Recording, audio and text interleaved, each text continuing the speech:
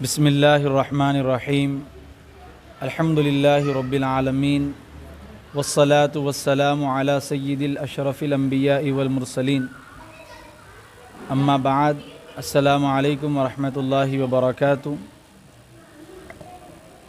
اللہ تبارک و تعالیٰ کا بے انتہا فضل و احسان ہے کہ اس نے ہمیں اپنے پیارے حبیب صلی اللہ علیہ وسلم کی امت میں پیدا فرمایا اور ہمارے لیے زندگی گزر اور بسر کرنے کے لیے پیارے نبی علیہ الصلاۃ والسلام کی زندگی ہمارے لیے بہترین اسوہ حسنہ بنایا،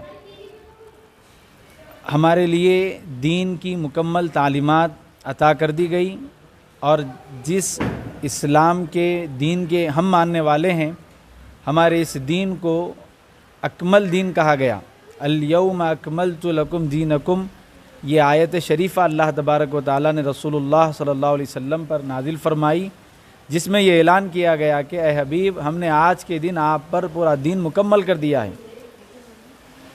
اب بعض حضرات یہ سوال کرتے ہیں کہ ماہ محرم جیسے ہی آتا ہے تو دیکھنے میں آتا ہے کہ علم بٹھایا جاتا ہے اور طرح طرح کے جو ہے تماشے جو ہے عام طور پر دیکھنے میں آتے ہیں، اس کے متعلق کیا حکم ہے، یہ سوال تھا۔ تو میں آپ حضرات کے سامنے دارالافتاء جامعہ نظامیہ کا فتویٰ پیش کرتا ہوں، یہ ہمارے لیے کافی ہے۔ سوال کیا جا رہا ہے، کیا فرماتے ہیں علماء کرام اس مسئلے میں کہ علم بٹھانا کیا جائز ہے، اور علم بٹھا کر ڈول باجے یہ بجانا کیا یہ جائز ہے؟ پھر اسی طرح بعض حضرات یہ دعویٰ کرتے ہیں کہ ہمارے جسم میں امام حسین کی سواری آئی ہے، تو کیا اس طرح کی سواری لینا اور سواری لے کر امام حسین کا نام لے کر امام حسین کی طرف اس سواری کو منسوب کرنا کیا یہ جائز ہے؟ تو نظامیہ سے یہ فتویٰ جاری ہوا ہے، اور یہ فرماتے ہیں علماء کرام، شرعاً محرم میں علم یا اسی طرح کا کوئی عمل کرنا یہ بدعت ہے جس کی کوئی اصل نہیں، یعنی کہ یہ بتلایا جا رہا ہے کہ اس کا بنیادی طور پر کوئی وجود ہی نہیں ہے اسلام میں، پہلا جواب۔ اسی طرح ڈھول باجے یہ تو عام طور پہ بجانا نہیں ہے، تو یہ تو ایسا موقع ہے کہ دنیا عالم میں امام حسین کے چاہنے والے، جن کے دل ان ایام میں مغموم ہوتے ہیں، جن کی آنکھیں واقعہ کربلا کو یاد کر کے اشکبار ہوتی ہے، تو یہ بات بھی عقل سے پرے ہیں کہ غم کا بھی موقع ہے اور لوگ جو ہے ناچنے گانے میں بھی مصروف ہے۔ یہ محبت ہے، بلکہ یہ تو یزیدیت ہے۔ کیا ہوا تھا واقعہ کربلا کے بعد؟ یزیدی لشکر نے کیا کیا تھا؟ یہی حرکتیں جو آج آپ امام حسین کی محبت کے نام پہ کر رہے ہیں، یہی حرکتیں تو اس دن ہوئی تھی۔ امام حسین کے سر انور کو نیزے پہ چڑھا کر دوڑ لگائی گئی، بازاروں میں پھرایا گیا۔ آج آپ جو ہے امام حسین کی محبت میں یہ حرکتیں کر رہے ہیں، یہ ناجائز ہے۔ پھر یہ کہنا کہ ہمارے آنگ میں امام حسین کی سواری آئی ہے، تو یہ بھی جو ہے یہ کہنا یہ ناجائز ہے، اور اس طرح کے معاملات یہ شریر جنات کے معاملات ہیں۔ یہ امام حسین کی جو ہے سواری کے معاملات نہیں ہے، خبیث جنات حاوث ہوتے۔